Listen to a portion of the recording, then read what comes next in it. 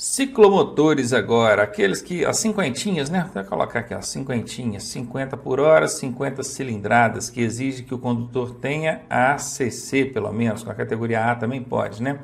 Esses ciclomotores, hein, eles devem ser conduzidos no centro, olha que interessante, no centro da faixa mais à direita da pista. Como é que é isso, hein? Aqui para nós, você tem aqui três faixas, vou até colocar aqui, ó, faixas A, B e C.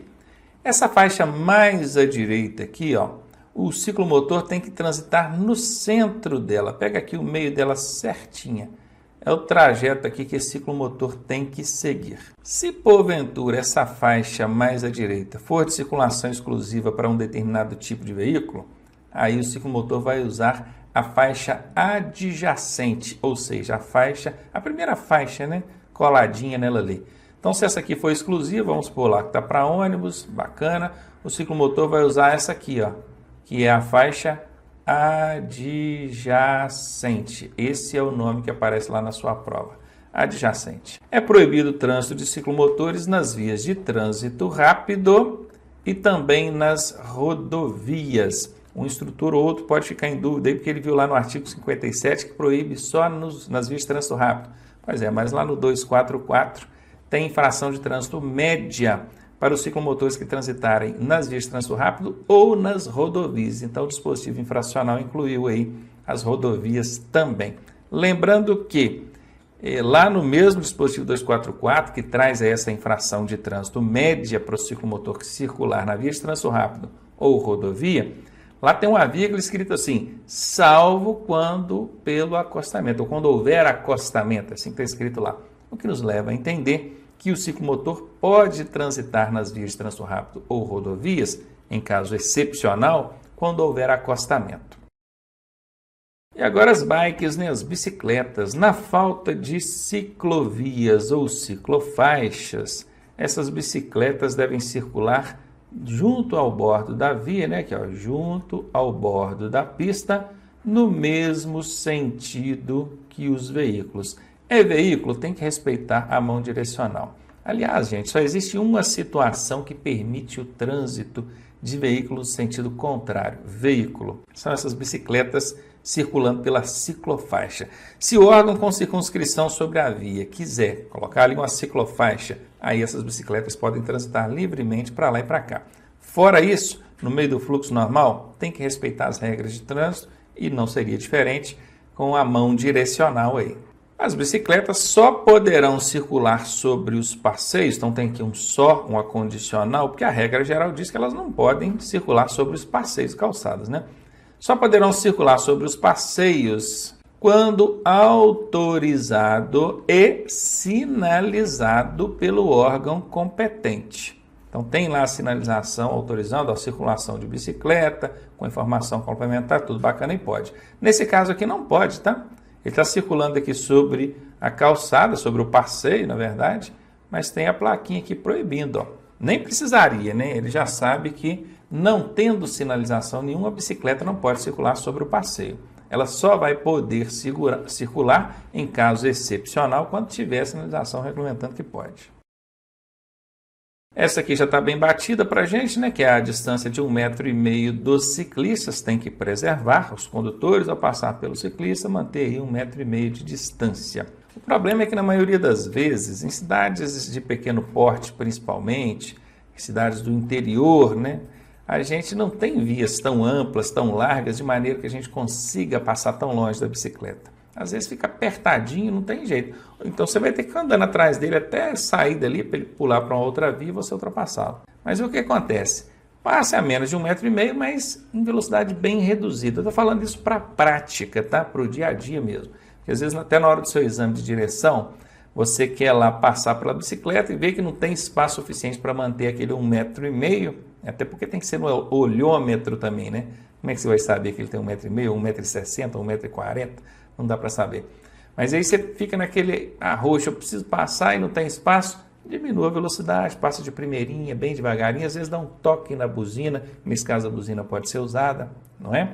Tudo bem. Mas na prova teórica perguntou 1,5 m ou 1,5 metros, é a mesma coisa, né? É a distância que o condutor deve manter das bicicletas aí. O ciclista empurrando a bicicleta equipara-se a um pedestre em direitos e deveres. Aí sim, ele pode descer da bicicleta aqui, ó, está empurrando a bicicleta sobre o passeio tranquilamente. Os pedestres, ao circular pelas vias, devem o quê? Em trechos urbanos, que é dentro de cidades, circular pela calçada ou passeio. A diferença entre calçada e passeio a gente vai ver mais adiante. Esse aqui está andando na calçada, já dei até um joinha para ele aqui, ó. Joinha, ok para ele, bacana, circulando pela calçada. Ou em fila pelos bordos da pista. O que é bordo da pista? É a beirada da pista, a margem da pista, o cantinho, né? Ele não pode ficar circulando no meio do trânsito, igual esse doidão está fazendo aqui, ó. Então, quando não existir passeio ou calçada. Então, a regra geral é, ande pela calçada ou pelo passeio. Não tem calçada ou passeio, então ande pelos bordos da pista. Esse aqui, ó, negativo para ele, ó, negativo. Está andando lá no meio do trânsito, perturbando o trânsito, colocando a vida e a segurança dele em risco, né? E aqui, ó, nas vias rurais, opa, agora mudou, ó. Aqui a gente estava falando de vias urbanas, dentro de cidades. Agora, vias rurais, que sejam estradas ou rodovias. Uma rodovia é uma via rural, né? Que não tiver acostamento, porque o pedestre deve transitar pelo acostamento, preferencialmente. Mas não tendo acostamento, em fila, ele vai transitar em fila, um atrás do outro, pelos bordos da via em sentido contrário aos veículos. Tem acostamento, ele vai andar no acostamento no sentido do fluxo. Agora, não tem acostamento, aí ele deve andar no sentido contrário, que é para quê? Para vir de frente com o trânsito. Imagina, vamos dar uma olhadinha aqui na tela, aqui, ó. Imagina esse camarada, ó, não tem acostamento, perceba que aqui a pista não tem acostamento, ele está tendo que andar na pista, só que ele está respeitando a mão direcional. Os veículos que vêm aqui, ó, vêm por trás dele. É perigoso demais, ele não está vendo quem está vindo atrás. Nesse caso aqui, não tendo acostamento, ele deveria estar do outro lado da via. Bacana? E se fossem mais de um, teria que ser um atrás do outro.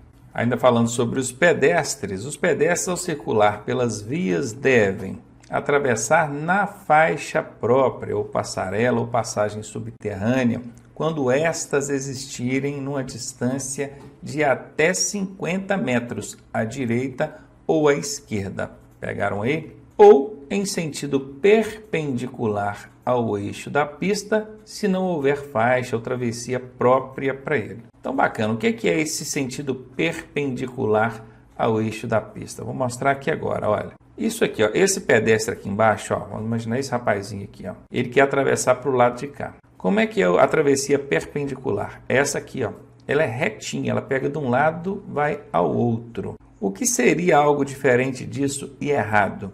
Seria isso aqui, ó, que é a travessia diagonal. Percebam que quando ele atravessa de forma diagonal, ele permanece por um tempo muito maior e por uma distância muito maior na pista de rolamento, onde os veículos circulam.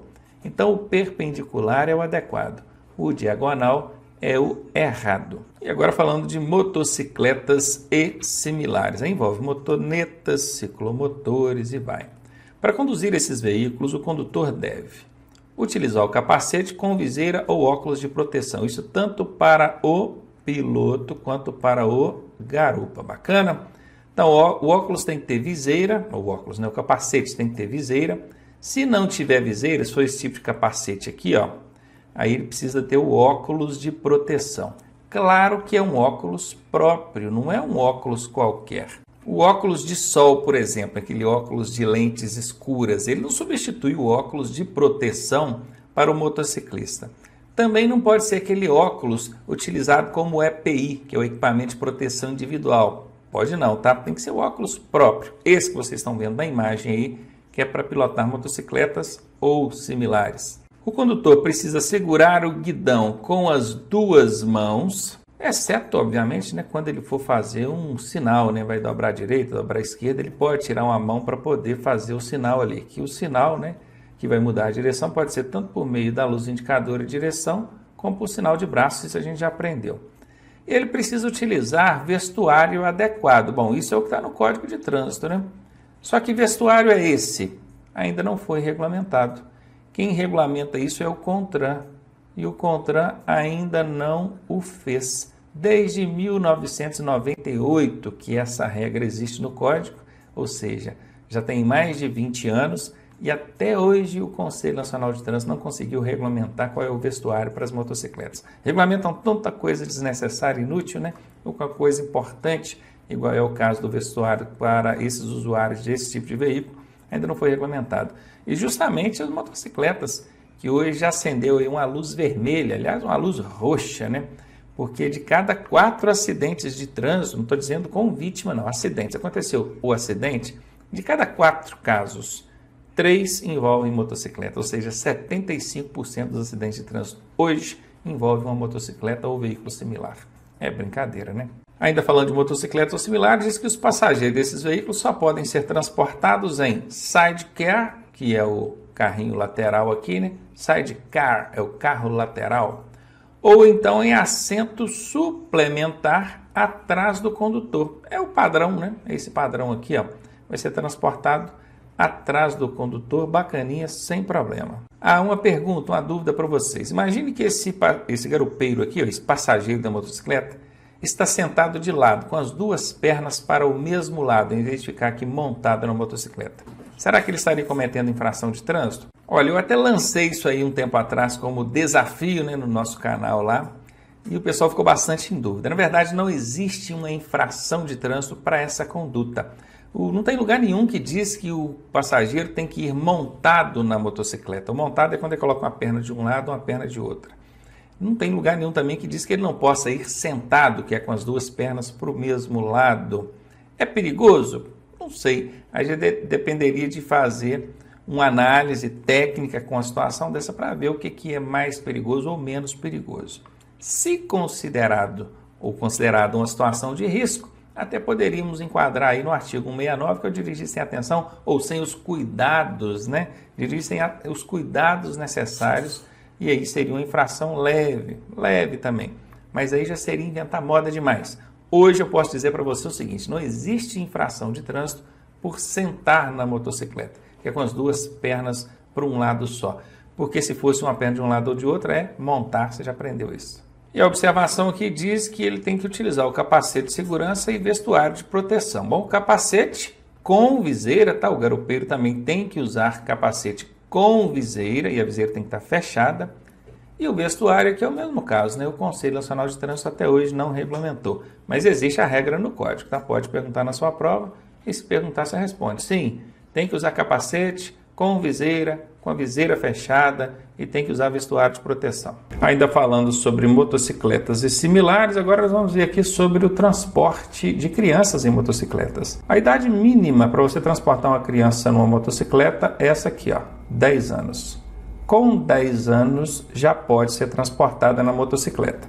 Com menos de 10 anos, o condutor estará cometendo uma infração gravíssima. Eu estou dizendo motocicletas, mas isso vale também para motonetas e ciclomotores, tá bom? Aqui nós temos, obviamente, né, além da criança aqui, que aparentemente não tem os 10 anos necessários, nós temos aqui também 3 pessoas sendo transportadas numa motocicleta, sendo que a motocicleta só tem lugar para mais uma pessoa. É o condutor mais um passageiro. A multa aqui é de R$ 293, tá, gente? Suspensão do direito de dirigir, vai suspender o direito de dirigir, da retenção do veículo e recolhimento da CNH. Presta muita atenção na prova, porque o Detran costuma ser maldoso. Ele costuma colocar assim: qual é a infração cometida por aquele condutor, aquele motociclista que transporta uma criança de 10 anos?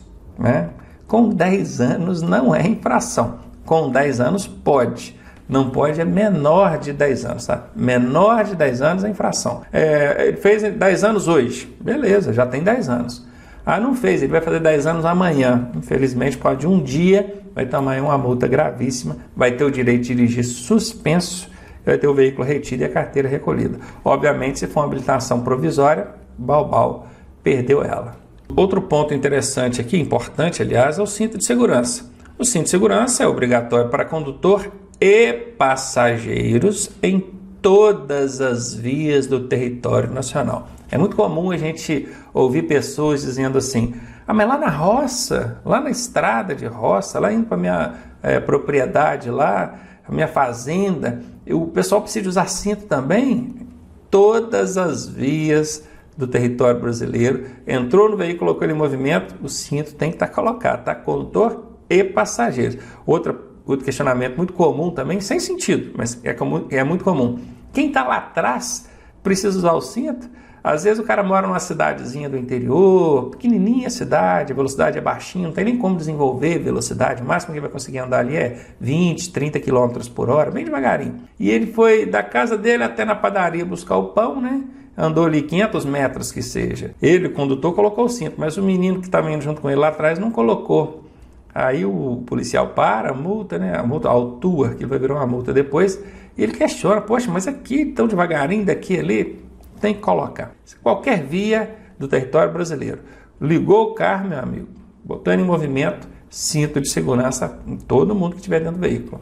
A não utilização do cinto de segurança é uma infração grave. O valor da multa é R$ 195, isso vai dar aí 5 pontos do prontuário do condutor e o veículo vai ficar retido até que o cinto seja colocado. Agora uma outra informação aqui. Imagine que o condutor está sem o cinto e tem mais um ou dois passageiros sem cinto. Vamos estabelecer aqui mais 2 passageiros sem cinto. Quantas multas esse camarada vai tomar? São 3? Uma para ele, condutor, mais uma para cada passageiro? 3 multas? Seriam 2 multas, uma para ele, condutor, e a outra pelos passageiros sem cinto?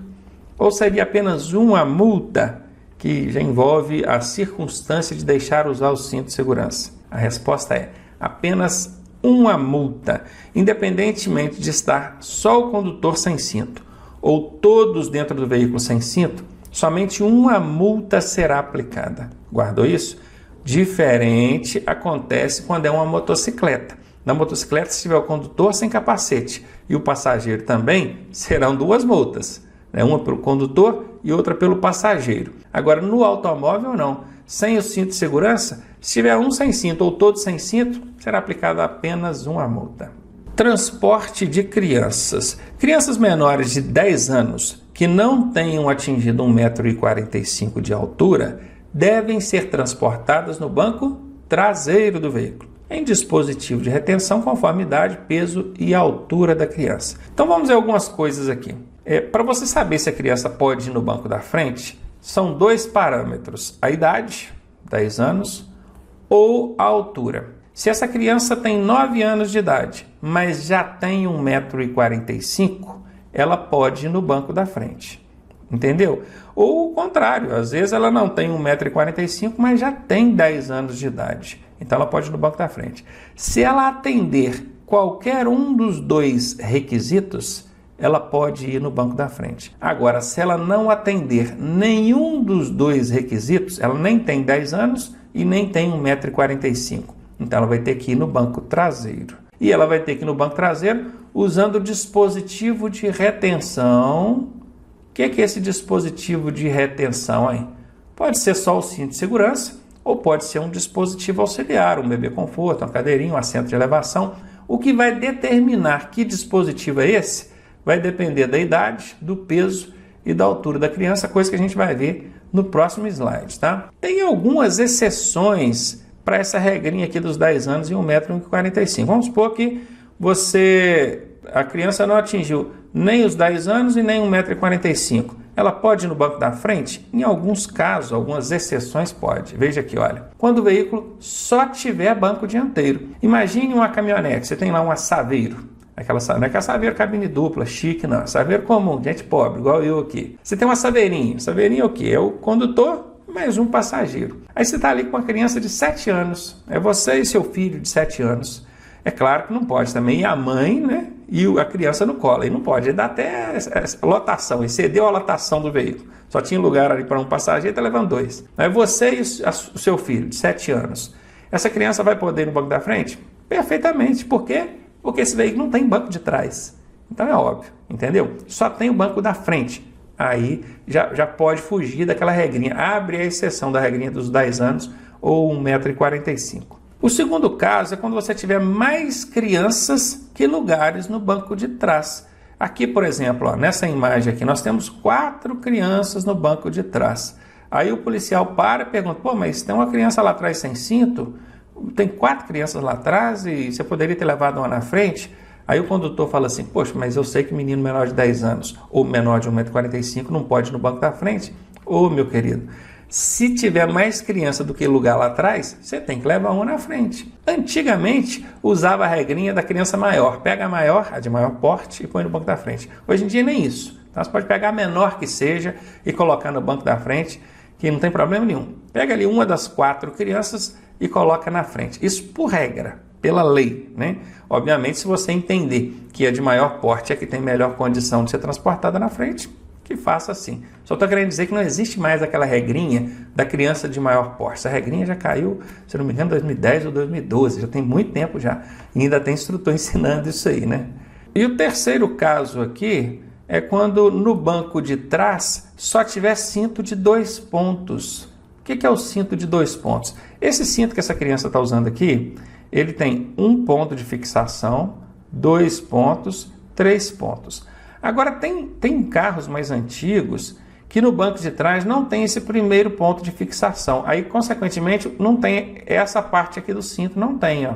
Ela fica tendo só a parte subabdominal, é o chamado cinto de 2 pontos. Ou poderia ser também 2 pontos, pegando só aqui e aqui, né? Pega só a parte torácica e não pega a parte subabdominal. Então, se você está no veículo, que no banco de trás só tem cinto de 2 pontos, e no banco da frente você tem um cinto de 3 pontos, você pode levar essa criança menor de 10 anos ou menor de 1,45 m no banco da frente. Qual é a justificativa? Ora, lá atrás só tem cintos de 2 pontos. Aqui na frente eu tenho um cinto de 3 pontos. O cinto de 3 pontos comprovadamente oferece mais segurança, maior proteção. Então eu trouxe aqui, optei por trazer essa criança no banco da frente, mesmo sendo ela menor de 10 anos e mesmo ela ainda não tendo atingido 1,45 m de altura. Por óbvio, quem estiver fiscalizando, seja o policial, o agente de trânsito, ele conhece essas regras, essas exceções. Mas se porventura desconhecer, obviamente você vai fazer um recurso fundamentado nisso aqui e, claro, vai ganhar, né? Então, exibido aqui para vocês quais são as circunstâncias em que a criança tem que ir no banco de trás e quais são as exceções, vamos prosseguir aqui falando agora sobre os dispositivos auxiliares de retenção. Aqui eu coloquei de segurança, dispositivos auxiliares de retenção. Vamos colocar assim para ficar melhor compreendido. O primeiro dispositivo auxiliar de retenção é o bebê conforto. Ele vai ser utilizado desde o recém-nascido até a criança que tem 1 ano de idade, até ela fazer 1 ano de idade, né? Quando ela faz 1 ano de idade, ela já pode sair do bebê conforto e ir para a cadeirinha. E não é só a idade não, tá? É peso também, porque às vezes a criança está lá com 10 meses de idade, ela ainda não fez 1 ano, mas já está pesando 13 quilos. Então, quer dizer, já está na hora de passá-la para a cadeirinha. O bebê conforto está pequeno para ela, já não está bem acomodada ali mais no bebê conforto. E tem gente, tem pais que dizem assim, eu carreguei minha criança ali no bebê conforto até quase 2 anos de idade, porque eu prezo pela segurança do meu filho. Olha, se você estiver fazendo isso, você não está prezando pela segurança não, porque cada dispositivo desse, ele foi desenvolvido, construído para uma criança de um determinado tamanho, determinada idade. Então, se você usa o dispositivo numa criança que não está dentro das proporções indicadas para aquele dispositivo, você pode estar comprometendo a segurança dela. Ao invés de você estar aumentando, você vai estar diminuindo a segurança. Então, não precisa inventar moda, não. Apenas cumpra o que a regra já determina. Esses dispositivos são testados incansavelmente para ver o que eles suportam de peso, tamanho da criança. Então, vamos observar aqui idade e peso conforme já regulamentado, tá? Então, aqui o bebê conforto até 1 ano de idade e crianças de até 13 quilos. Lembrando que o bebê conforto, ele é colocado preso ao cinto lá do banco de trás, ou então a Isofix. Isofix, para quem não sabe, são pontos de fixação ali, não são todos os carros que tem, mas muitos carros têm, inclusive na hora de você comprar, é importante observar se tem o Isofix, aí você vai prender o dispositivo auxiliar de retenção, que é o bebê conforto, nesses pontos do Isofix, fica muito mais seguro, né? Ele precisa estar no sentido oposto, né? Vamos supor que está todo mundo sentado aqui, ó, tem uma pessoa sentada no banco aqui, olhando para frente, e o bebê conforto está no sentido oposto ao da marcha do veículo. Se o veículo anda para frente, essa criança está olhando para trás. Ela está olhando o vidro traseiro do carro. E é só o bebê conforto que é colocado nessa posição oposta, tá? Os outros dispositivos são colocados na posição normal. Aqui nós temos a cadeirinha, que é para aquela criança que já atingiu 1 ano. Ela já chegou no 1 ano de idade. Então já posso tirar ela do bebê conforto e passar para a cadeirinha. Pode observar que agora a criança já está no mesmo sentido dos demais ocupantes do veículo. Ela está olhando para frente naturalmente. Essa cadeirinha ele vai usar até fazer os 4 anos de idade. Fez 4 anos, ele já pula para o assento de elevação, que é o próximo que a gente vai ver. Mas além da idade, você vai observar também o peso. A cadeirinha ela é adequada para crianças que tenham entre 9 e 18 quilos. Vamos agora para o assento de elevação. O assento de elevação ele é para aquela criança que já fez 4 anos e ainda não passou dos 7 anos e meio. Ela está entre 4 e 7 anos e meio. E peso, entre 15 e 36 quilos. E crianças que tenham menos de 1,45 m. Se ela já estiver excedido qualquer uma dessas condições, ela não precisa mais do assento de elevação. Vamos imaginar que uma criança tem aí 6 anos de idade. Mas ela já tem 1,45 m. Se ela já tem 1,45 m, ela não precisa mais do assento de elevação. Ela pode ir só com o cinto de segurança. Entenderam? Se ela atender qualquer uma das condições, se ela exceder qualquer uma das condições aqui, ela fica dispensada do assento de elevação. O assento é para crianças entre 4 e 7 anos e meio, ou que tenham 15 a 36 quilos, ou que tenham menos de 1,45 m. Então vamos supor que uma criança de 6 anos, que ainda não tem 1,45 m, mas que já tem 36 quilos, ou 37 quilos, ela precisa andar no assento de elevação? Não, porque ela já excedeu essa faixa de peso. O assento de elevação é para 15 a 36 quilos, é para 4 a 7 anos e meio, e é para crianças menores de 1,45 m. Se ela já tiver 1,45 m, ela já é dispensada do assento de elevação. E ao contrário do que muitos imaginam, o bebê conforto, a cadeirinha, é um dispositivo de retenção para proporcionar maior segurança. Mas o assento de elevação em si não proporciona maior segurança, não. Ele só aumenta não. Ele faz com que o cinto de segurança tenha a devida eficácia. Entenda por quê. Vou mostrar aqui na tela para você. Se você tirar o assento de elevação dessa criança, ela vai ficar mais baixa aqui e o cinto de segurança vai pegar no pescoço dela. E o cinto não pode pegar no pescoço, ele tem que pegar no ombro e no tórax. Então o assento de elevação ele serve unicamente para elevar a criança, levantar a criança, fazendo que o cinto pegue no ombro e não no pescoço. Tanto que se você estiver transportando uma criança lá atrás, entre 4 e 7 anos e meio, no cinto de 2 pontos subabdominal, você não precisa do assento de elevação. Por quê? Porque não faz sentido. O assento de elevação é só para elevar a criança para o cinto não pegar no pescoço, o cinto tem que pegar no ombro. Mas no seu caso só tem cinto de 2 pontos lá atrás? Cinto de 2 pontos subabdominal, que ele pega só embaixo aqui, Ele não pega no tórax. Para que você vai levar a criança? Você vai atrapalhar ali a eficácia do cinto subabdominal, que já não é tão bom, que é cinto de 2 pontos. Aí você vai colocar um assento de elevação. Então entenda isso. O assento de elevação ele é dispensado quando o banco lá de trás ele só tiver cintos de 2 pontos subabdominais, é que ele só pega embaixo. Nesse caso não faz sentido usar o assento de elevação. E aqui um último caso, que é quando a criança já passou disso aqui, Ela já tem mais de 7 anos e meio, vamos supor, ela tem 8 anos, 9. Se ela já tiver 10 anos, ela pode ir no banco da frente, Mas ela é menor de 10 anos, veja, menos de 10 anos, já tem 8 ou 9, então ela vai no banco traseiro, o único dispositivo de retenção que ela vai usar é o cinto. Aí já não precisa mais de dispositivos auxiliares de retenção.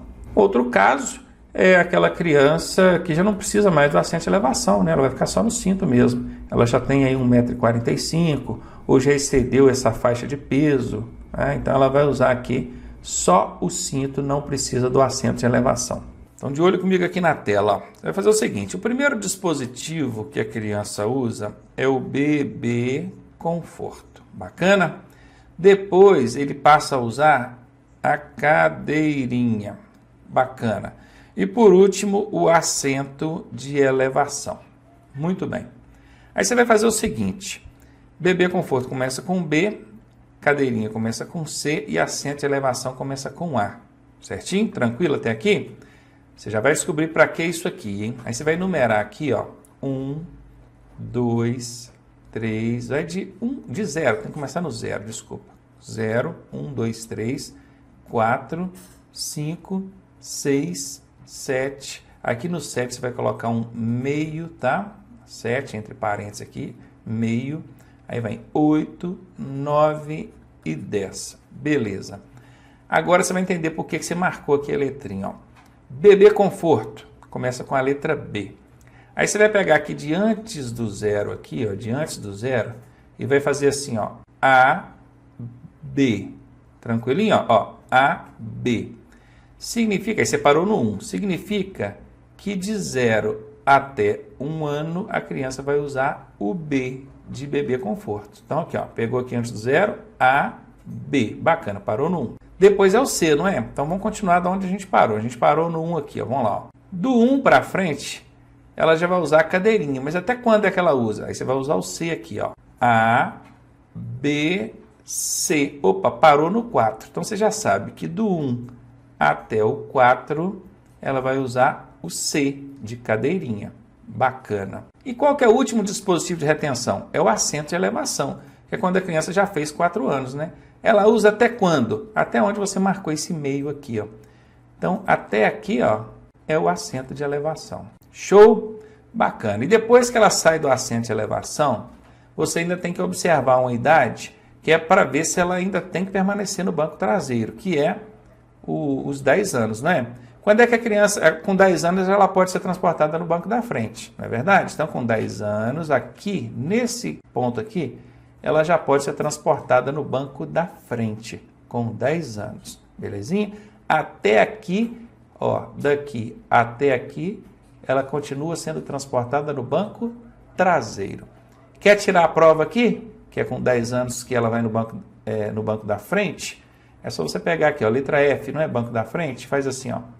A, B, C, D, E, F. Pronto. Bora lá agora conhecer a classificação das vias. Aqui a gente está falando de vias urbanas, mas mais adiante vocês vão ver que as vias elas são classificadas em urbanas e rurais. Bacana? Daqui a pouco a gente vê melhor sobre isso. Se na sua prova perguntar, as vias terrestres, elas são classificadas como urbanas e rurais. Aí se falar, eu quero saber só das urbanas, é o que a gente vai mostrar nessa tela aqui agora. Então, as vias urbanas. Nós temos aqui a via de trânsito rápido, nós temos a via arterial, nós temos a via coletora e temos também a via local. Bom, eu peguei aqui uma imagem representando cada uma dessas vias, mas é claro que você não vai ficar preso somente à imagem. Você vai observar também o texto legal, porque na sua prova é muito provável que não caia a imagem. É muito provável, aliás, eu posso te afirmar que vai cair escrito. Então tá aqui, ó. As vias de trânsito rápido, elas têm como características principais essas aqui, ó. Acessos especiais. Por que acessos especiais?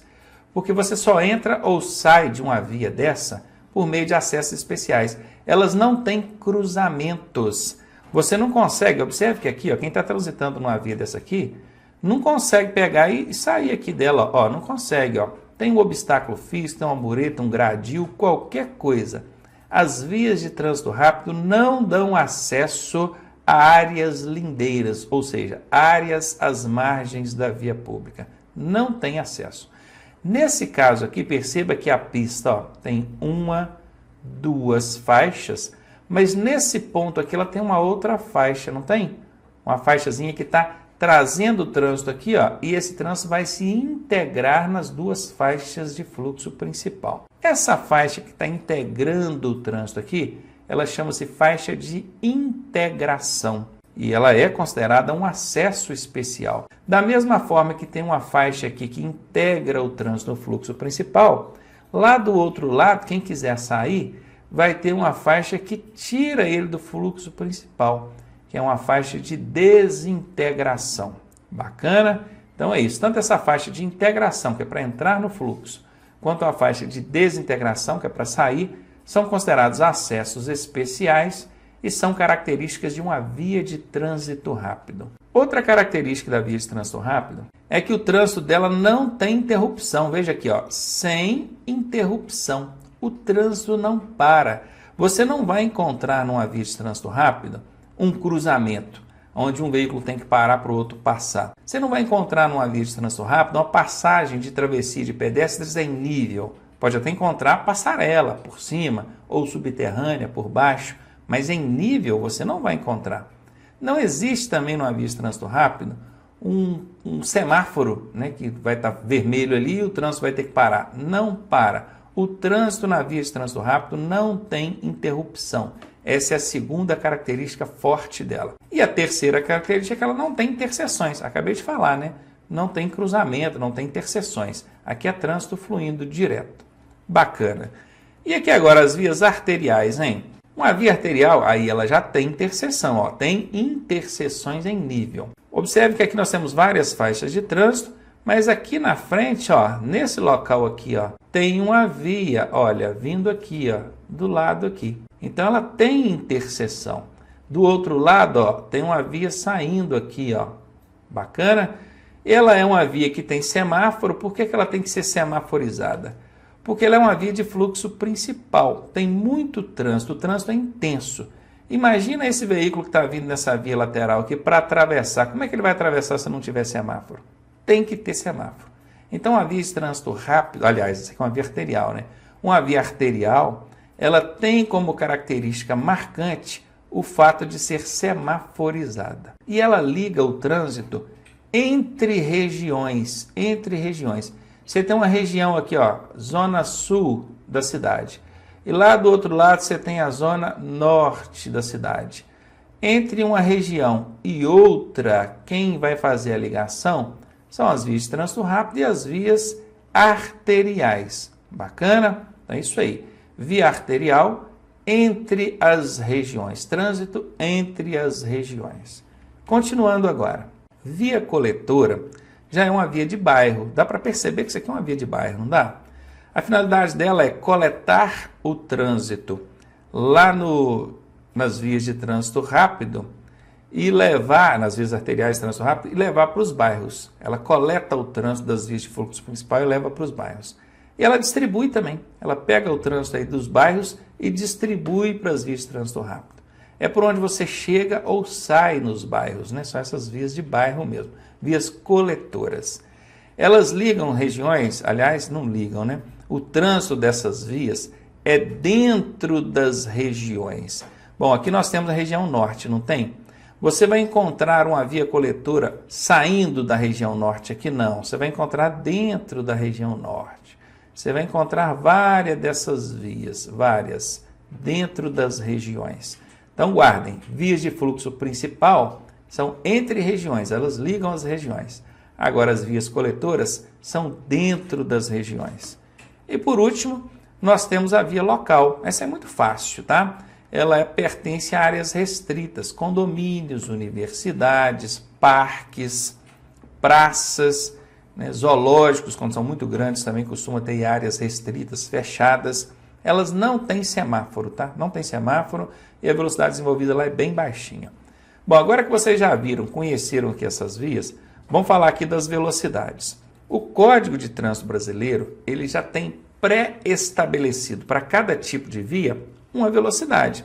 Quer dizer que se você está andando numa via e não tem sinalização nenhuma regulamentando velocidade, você não pode dirigir a qualquer velocidade. Não tem sinalização, eu posso andar na velocidade que eu quiser. Não. O código já estabelece velocidades para cada tipo de vias. E é isso que você está vendo na tela aqui, ó. Quando a via não tiver sinalização regulamentando a velocidade, você vai observar essas sinalizações que eu coloquei aqui, ó. Essas são as que o Código de Trânsito já pré-estabelece. Se você está numa via de trânsito rápido, 80 por hora. Se você está numa via arterial, 60. Via coletora, 40 e a local, 30. Ela vai caindo de 20 em 20, não é? e na última aqui ela cai só 10. Aí ficou 80, 60, 40, 30. Bacana. Então, ó, prestem atenção, procurem guardar essas características aqui de cada uma dessas vias, características escritas e as velocidades para elas, porque isso vai perguntar na sua prova mesmo, não tenha dúvida. Vamos ver agora as vias rurais, né? Porque aqui nós vimos as vias urbanas. Vamos para as rurais. Aqui, vias rurais. Vamos ver, ó. Nas vias rurais nós temos a rodovia de pista dupla, né? Aqui tem um obstáculo no centro, aqui, um canteiro, um gramado. Do lado direito a gente tem uma pista subindo e do lado esquerdo a gente tem uma pista descendo. Ó, Ronaldo, mas rodovia é via rural? Sim.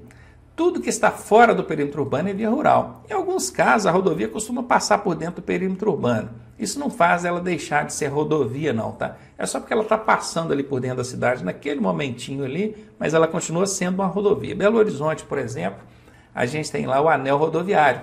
O anel rodoviário não é uma via de trânsito rápido, né? A via de trânsito rápido é via urbana, lembra? É aquela mais movimentada, que tem lá, a primeira que a gente viu na tela anterior, pois é.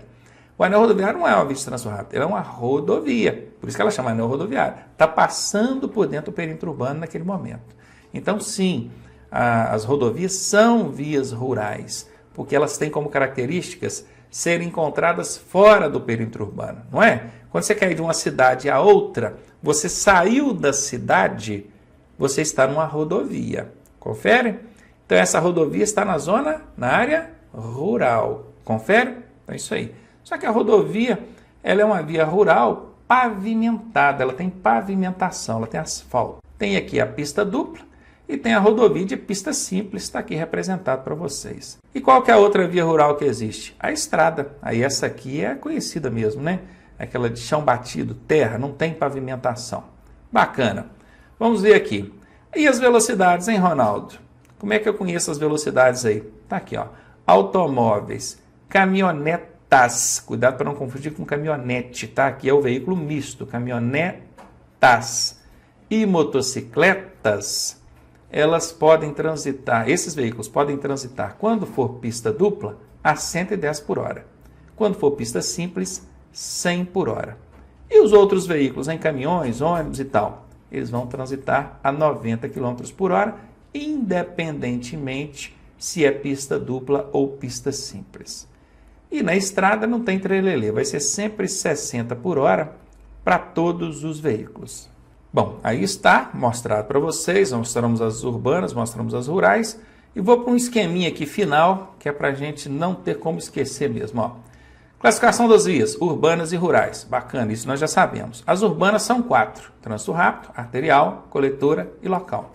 E as rurais são 2, rodovias e estradas. As vias de trânsito rápido têm algumas, as vias, cada uma via tem as suas características. Eu peguei uma característica mais forte de cada uma e coloquei aqui, ó. Trânsito rápido tem acessos especiais, só entra ou sai delas por meio de acessos especiais. E a arterial é aquela que tem semáforo, ó, com semáforo, é uma via de fluxo principal, tem interseção, tem cruzamento, então tem que ter semáforo, senão o coitado que vai atravessar uma via dessa não consegue atravessar nunca, né, porque o trânsito não para.